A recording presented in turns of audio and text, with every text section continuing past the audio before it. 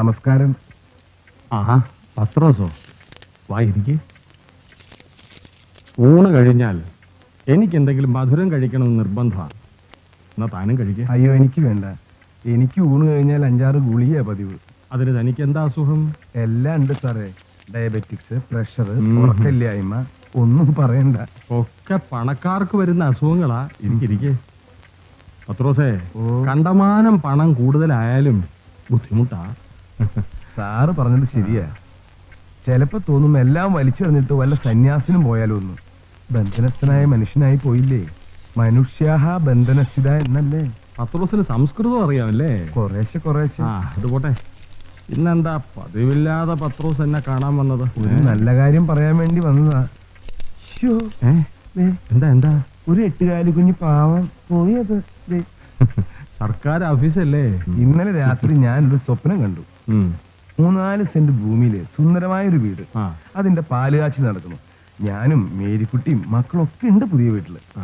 വീടിന്റെ ഉടമസ്ഥൻ വാര്യർ സാറും ഭാര്യയും മക്കളും ഒക്കെ ചേർന്ന് വിരുന്നുകാരെയൊക്കെ ക്ഷണിച്ചിരിക്കുന്നു. കാപ്പിയും പലഹാരം കൊടുക്കുന്നു. ആകെ ഒരു സുഖകരമായ അന്തരീക്ഷം. എന്നിട്ട് നല്ല അയൽക്കാരന്റെ സ്വപ്നം സത്യമാകുമെന്ന ഞങ്ങളുടെ പ്രമാണം.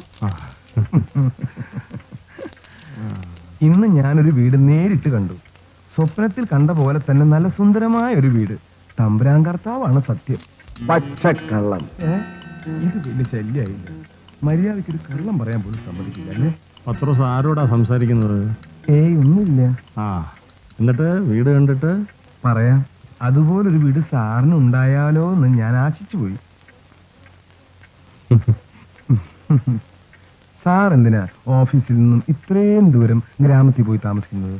അതും വാടക വീട്ടിൽ. നാട്ടിൻപുറത്താവുമ്പോ വാടകയും വീട്ടുചെലവും വളരെ കുറയും. പിന്നെ സമയത്തിന് ഓഫീസിലെത്താൻ അല്പം ബുദ്ധിമുട്ടുണ്ട്. അത് സാരമില്ല. സ്വന്തമായിട്ടൊരു വീട് വെക്കണമെന്ന് സാറിന് ആഗ്രഹമില്ലേ?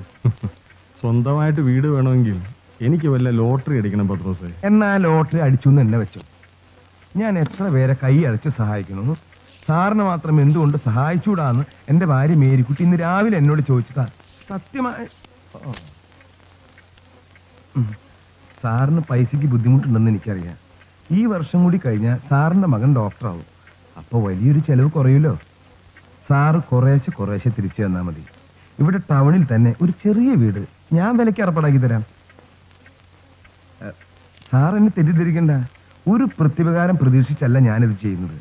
ഒന്നുമില്ലെങ്കിലും നമ്മൾ ഒരേ പഞ്ചായത്തിൽ ഒരേ റോഡ്